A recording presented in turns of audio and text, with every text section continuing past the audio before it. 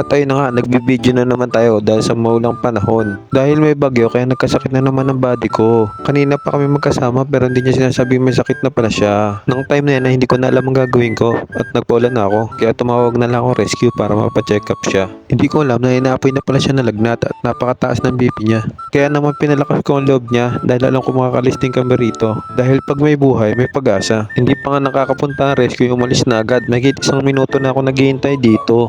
Kaya naman nung nagawa ay hindi kami sumuko ni Buddy. Nagpatuloy kami sa aming paglalakbay. Umulan bumagyo ay sinulong namin para mabilang ko rin siya ng gamot. At nung nasa kalagitnaan na ay gusto maghanap ni Batang 14 ng grapes. Kaya naman naghanap-hanap kami sa daan at baka makakita kami ng grapes. Nakakita kami ng grapes 140 ang kilo. Kaya lang ang sabi ni nanay mas masarap daw ang mais kaysa sa grapes. Kaya biglang nagbago ang isip ni Batang 14. Nag-iiba-iba talaga ang weather at panahon. Ang balak lang pala namin ay bumili ng 1 kilo. Ang 1 kilo ay naging 2 kilo. Diyan nga kami nagtagal dahil hindi siya makapili kung grapes o mais.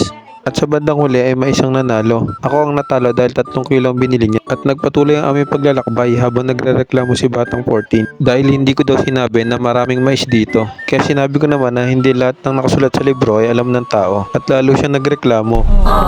Ayun pa, may mais pa dun. Apakadaming maisan. Wow. Oh, mga fresh pa yung mais dyan. Oh. Okay na.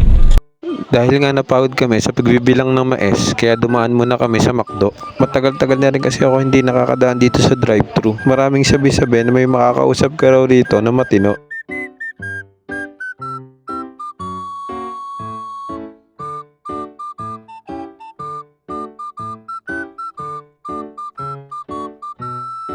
Ang in-order pala namin dyan ay 2 chicken, 2 coke float at saka 2 fries. Madami kaming in-order dahil kahapon pa raw hindi nakakain si Batang 14. Nang makauwi na kami, pinaluto na namin ang binilang naming mais sa daan. Balak sana naming iprito ngunit sinabi ko na ilaga na lang dahil sa matigas pa kaya mahirap tulutuin. Maraming salamat pala mga kabidyo. Kahit walang kakwenta-kwentang video ay pinanood nyo hanggang dulo.